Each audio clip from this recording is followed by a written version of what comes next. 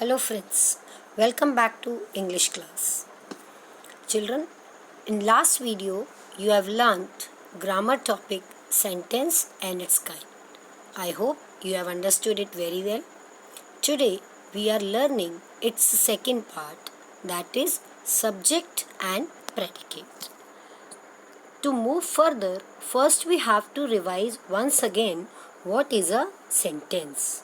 So now I know you can also tell me what is a sentence. So revise with me.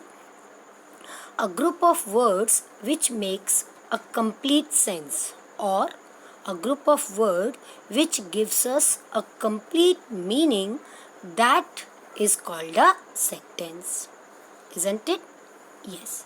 So now we learn there are two parts in a sentence, or a sentence has two parts, subject and predicate. It means to form a sentence we need a subject and a predicate. Now let's learn what is a subject. Subject is the person or the thing about whom we are talking in the sentence. Let's understand this with some examples. Karan plays football. So children, in this sentence, we are talking about whom? Which person we are talking about? We are talking about Karan. So in this sentence, Karan is the subject. Let's see another example. Swimming is a good exercise. In this sentence, we are talking about swimming. So swimming is a subject. So subject can be a person or a thing about whom we are talking. Or as a hint you can say, you have to ask the question who. Who does?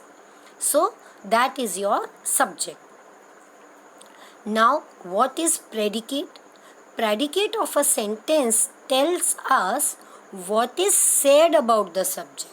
Or in easy word you can say what the subject is doing, what subject does. That part is predicate. Like we have taken the last example only here. Karan plays football. So now you have understood Karan is subject. Now ask a question to yourself, what does Karan do? What we are talking about Karan?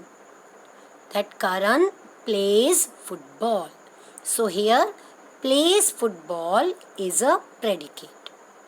Next, swimming is a good exercise. So swimming is subject because we are talking about swimming. But what we are talking about swimming? We are talking is a good exercise. So that is a predicate. Let's learn again the difference between subject and predicate through the picture. Subject means who or what the sentence is about. Sarah plays. So the sentence is about whom? Sarah. So Sarah is subject. And predicate, what the subject is doing or what is said about the subject. Like Greg writes. So what is Greg doing? What we are talking about Greg? Writes. So writes is a predicate. Children, subject and predicate can be of one word or more than one word. Let's understand this thing. Look at this sentence. My younger brother arrived late. In this sentence, we are talking about brother. I know. We are talking about brother. So brother is subject. But is it a complete subject? No. The complete subject is my younger brother. And the predicate is arrived late. Another example. The girl in a pink dress is my cousin.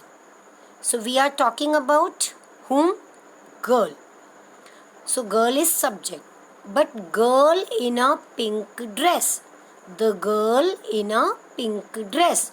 This will be called a complete subject. And the predicate will be is my cousin. So subject or predicate may consist of one word or more than one word, a number of words. If the subject is one word, that is called a simple subject. If the subject consists of number of words or more than one words, that is called a complete subject. Same with predicate. If we talk about like Karan plays, that is also a complete sentence. Karan plays. So Karan is subject, plays is predicate. But Karan plays football. So Karan is subject, plays football is a complete predicate. Do you understand? Now let's learn something more. Look at this example. Complete your work or please help me. Now first you identify the kind of sentence. Do you remember? Complete your work. Please help me. What kinds of sentences are these? They are imperative sentence. Correct. As I have told you there also, here subject is hidden. Who will complete work? Who will help? Subject is not given. But it is understood that imperative sentence, subject is you. So imperative sentence, sometimes subject is left out or hidden, but the subject is you. Complete your work, it means we are saying you complete your work. Please help me, it means you help me. So subject is you. Now we will learn what is required to form a sentence. It means we learn sentence structure. Children, as I have already told you, to make a sentence we need two things, subject and predicate. Now here I am telling you, to form a sentence we need subject, verb and object. Verb and object makes a predicate. So first of all, like the cow eats grass. If we talk about this example, the cow eats grass. So we are talking about whom? We are talking about cow. So cow will be subject. What does cow do? Action word. Verb. What is verb? Eats. And what cow eats? Grass. So grass is object. So to form a sentence, subject is usually placed at the beginning of a sentence. After subject, we use verb, and after verb, object comes. Don't be confused. We need two things, subject and predicate. Predicate may consist more than one word, that is verb and object. Subject means we are talking about whom. Verb means action word, and object means what we are talking about. I can give you one more hint. To find out subject and object, first you find out verb.